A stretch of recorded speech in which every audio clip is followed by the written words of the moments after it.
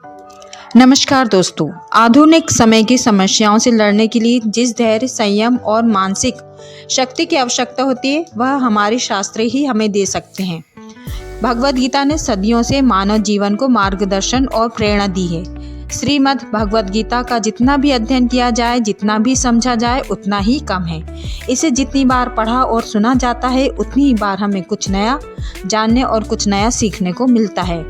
हमारे मन मस्तिष्क की कोई भी शंका, परेशानी, चिंता, किसी तरह का आवेग, किसी भी तरह की दुविधा हो तो दुनिया के हर धर्म संकट का उत्तर श्रीमद् भगवद गीता में है। भगवद गीता के प्रथम अध्याय का नाम है अर्जुन विषाद योग। यह अध्याय केवल महाभारत के युद्ध का वर्णन नहीं है, बल्कि यह मानव आत्मा के भीतर चल रहे अनंत संघर्ष का प्रतीक है। आज के आधुनिक युग में भी हर व्यक्ति अपने जीवन में अर्जुन की तरह अनेक समस्याओं और द्वंद्वों का सामना करता है। हमारी दिनचर्या, परिवार, नौकरी, शिक्षा, रिश्तों और सामाजिक जिम्मेदारियों में हम अक्सर उस स्थिति में पहुंच जाते हैं जहां हम यह नहीं जान पाते कि हमें क्या करना चाहिए और क्या नहीं। यही स्थिति अर्जुन के विषाद का आधुनिक रूप है।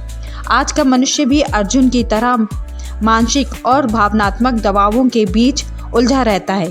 कहीं परिवार की इच्छाएं, कहीं नौकरी और कहीं करियर की जिम्मेदारी, सामाजिक मान्यताएं और इच्छाएं, इनके बीच उसकी आत्मा संघर्ष करती रहती है। मोह और भ्रम हमें अक्सर हमारी वास्तविक क्षमताओं और कर्तव्यों से दूर ले जाते हैं। डर और चिंता का यह जाल हमारी सोच और निर्णय को प्रभावित करता है। जिस प्रकार अर्जुन अपने रिश्तेदारों और गुरुजनों को सामने देखकर संघर्ष में था, आज हम भी अपने संबंधों, सामाजिक दबावों और अपने अंदर की इच्छाओं के बीच फंस जाते हैं। मनुष्य के अंतरात्मा हमेशा से ही शांति और आनंद की खोज में रही है, और उसी शांति और आनंद के लिए मनुष्य कभी दौलत के पीछे भागता है तो कभी रिश्तों के पीछे। लेकिन या तो उनके हाथ खाली के खाली ही रह जाते हैं, या फिर सब कुछ पाकर भी वह खुद को भीड़ में अकेला ही पाता है, निराश और हताश। ऐसे मोड़ पर खड़ा हो जाता है जहां उसके मन में कई प्रश्न उठने लगते हैं, और ऐसे समय में श्रीमद् भगवद गीता की शिक्षाएं उसके जीवन में एक मार्गदर्शक बनकर उभरती है, और उसे अपनी समस्या, हर प्रश्न का समाधान भगवद गीता से प्राप्त होता है। श्रीमद् भगवद गीता हमारे भीतर जो निरंतर संघर्ष, धर्म और अधर्म, शुभ और अशुभ, विवेक और मोह के बीच चलता रहता है, उसी में विजय प्राप्त करने की शिक्षा देती है। गीता केवल युद्ध का ग्रंथ नहीं, बल्कि आत्म विजय का मार्गदर्शन भी है। जब साधक को सद्गुरु का सानिध्य प्राप्त हो जाता है, जब वह साधना के मार्ग पर चलना आरंभ करता है, जब उसके भीतर के पाप और विकार क्षीण होने लगते हैं, तब यही शरीर धर्म क्षेत्र बन जाता है। परंतु जब वही मनुष्य काम, क्रोध, लोभ और मोह जैसे विकार के अधीन होकर जीने लगता है, तो यह शरीर कुरुक्षेत्र बन जाता है, जहाँ भीतर निरंतर संघर्ष चलता रहता है, जहाँ अज्ञान, मोह और द्वेष की सेनाएं आपस में टकराती हैं। परंतु जब मन परमात्मा की ओर मुड़ता है, अपने भीतर की चेतना को प्रभु के चरणों में समर्पित कर देता है, तब यही शरीर धर्म क्षेत्र बन जाता है। शांत और आत्मज्ञान की विजय होती है। यही वास्तविक युद्ध है, धर्म क्षेत्र और कुरुक्षेत्र के बीच, और यह युद्ध हमारे भीतर ही घटित होता रहता है। लेकिन जब पुण्य जागृत होता है, तब कर्तव्य सेवा बन जाता है, योग बन जाता है, और ईश्वर को पाने का माध्यम बन जाता है।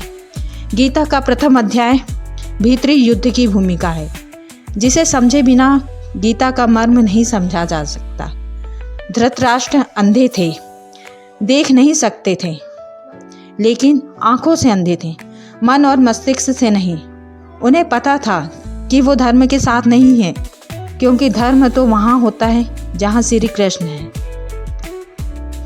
जब दुर्योधन पांडवों को 1 इंच भी भूमि देने को तैयार ना हुआ, तब महाभारत का युद्ध आवश्यक हो गया, और दोनों पक्षों की सेनाएं कुरुक्षेत्र में आमने सामने आ डटी।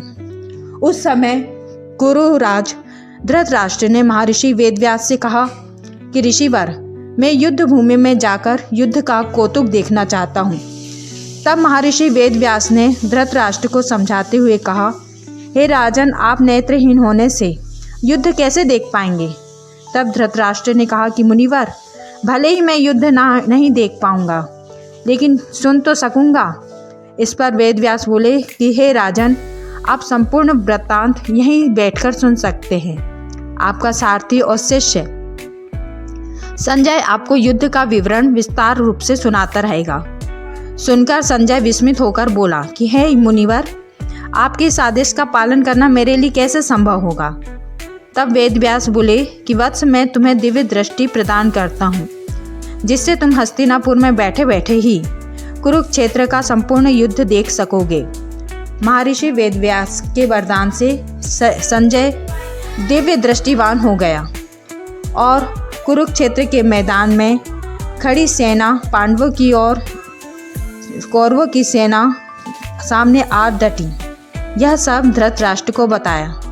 फिर धृतराष्ट्र ने पूछा, हे संजय, कुरुक्षेत्र की युद्ध भूमि में कौरवों और पांडवों की क्या स्थिति है।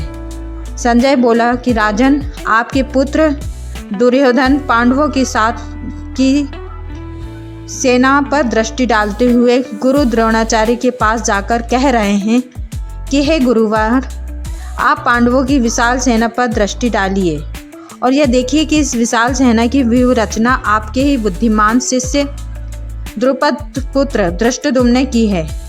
उस सेना में बड़े बड़े वीर योद्धा भी हैं। हे आचार्य, मैं आपको इस सेना में उपस्थित योद्धा के बारे में बताता हूँ। इसमें कुशल धनुर्धर और शूरवीर अर्जुन हैं। इसके अलावा युद्ध की कला में पारंगत बलशाली भीम, राजा युयुधान, महारथी राजा द्रुपद, राजा विराट, धृष्टकेतु, महाबली काशी नरेश, कुंती भोज, विक्रांत, युधामन्यु, द्रौपदी के पांचों पुत्र तथा अभिमन्यु आदि सब युद्ध के लिए तैयार हैं। हे गुरुवर, हमारी सेना में आपके अलावा भीष्म पितामह हैं। मेरा परम प्रिय मित्र कर्ण, युद्ध विजेता कृपाचारी, महाबली बलशाली अश्वत्थामा, विकर्ण और सोमदत्त के पुत्र भूरिश्रवा के साथ साथ और भी महाबली योद्धा हैं, जो मेरे लिए अपने प्राण न्यौछावर करने के लिए तैयार हैं। हमारी सेना के रक्षक भीष्म पितामह हैं। अपने अपने मोर्चे में डटे रहकर सभी ओर से भीष्म पितामह की सब रक्षा करें। दुर्योधन का यह संबोधन सुनकर सेनापति भीष्म पितामह ने शंखनाद किया। उधर से श्री कृष्ण ने जवाब में श्री कृष्ण और अर्जुन ने भी अपने अपने शंखों से शंखनाद किया। जब पांडवों की ओर से शंखनाद हुआ तो दुर्योधन, भीष्म तथा अन्य योद्धाओं का हृदय छलनी हो गया। तब अर्जुन ने कौरवों की सेना को देखकर भगवान श्री कृष्ण से कहा कि हे देवकी नंदन, आप मेरा रथ दोनों सेनाओं के मध्य में ले चलें। मैं देखना चाहता हूँ कि अपने प्राणों का मोह छोड़कर हमसे युद्ध करने कौन कौन योद्धा आए हैं। संजय ने आगे कहा कि हे राजन, अर्जुन के ऐसे वचन सुनकर भगवान श्री कृष्ण ने रथ दोनों सेनाओं के बीच में ले जाकर खड़ा कर दिया। अर्जुन से कहा कि हे पार्थ, यहाँ पर एकत्रित कौरवों और उनके बलशाली योद्धाओं को भली भांति देखो।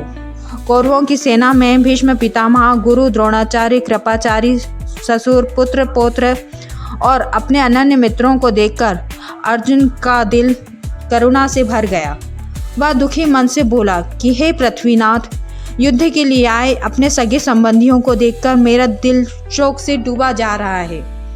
मेरे अंग शिथिल पड़ते जा रहे हैं, धनुष मेरे हाथ से छूट रहा है। हे केशव, भाई बांधवों का युद्ध करके मैं कैसे अपने कल्याण की आशा रखूं। मैं अपने आत्मीजनों का वध करके विजय नहीं चाहता। मुझे ना राज्य चाहिए ना ही सुख। ऐसे राज्य सुख भोग का क्या लाभ, जहाँ गुरु, चाचा, ताऊ, दादा, ससुर और अपने अन्य सगे संबंधी युद्ध भूमि में योद्धा बनकर खड़े हों। यदि मुझे त्रिलोक का राज्य मिले तब भी मुझ में इनका वध करने का साहस नहीं होगा। हे देवकी नंदन, धृतराष्ट्र के पुत्रों का वध करके तो हम ही पापी कहलाएंगे। हे भक्त वत्सल, स्वजनों का वध करके हम कैसे सुख की प्राप्ति कर सकते हैं। धृतराष्ट्र के ये पुत्र राजमोह के वशीभूत होकर अपनी बुद्धि भ्रष्ट कर बैठे हैं। हे श्री कृष्ण, मैं कुल का नाश होते कैसे देख सकूंगा। कुल का नाश होने से धर्म नष्ट हो जाता है, और जब धर्म नष्ट हो जाता है तो कुल में पाप की वृद्धि होती है। हे वासुनंदन, जब पाप बढ़ने लगता है तो कुल की स्त्रियां व्यभिचारिणी हो जाती हैं। उनकी कोख से वर्ण संकर संतान की उत्पत्ति होती है। ऐसी वर्ण संकर संतान के कारण श्राद्ध तर्पण आदि लुप्त होते हैं, जिससे पितर उत्तम लोकों से गिरकर दुर्गति को प्राप्त होते हैं। इसलिए हे श्री कृष्ण, अब मैं शस्त्र नहीं उठाऊंगा। यदि शस्त्रहीन देखकर धृतराष्ट्र के पुत्र मुझे मार भी देंगे तो इसमें कल्याण मेरा ही होगा। संजय ने फिर कहा कि हे राजन, अर्जुन ने शोक विहल होकर अपने शस्त्र त्याग दिए और लगभग अचेत अवस्था में रथ के पृष्ठभाग में बैठ गया।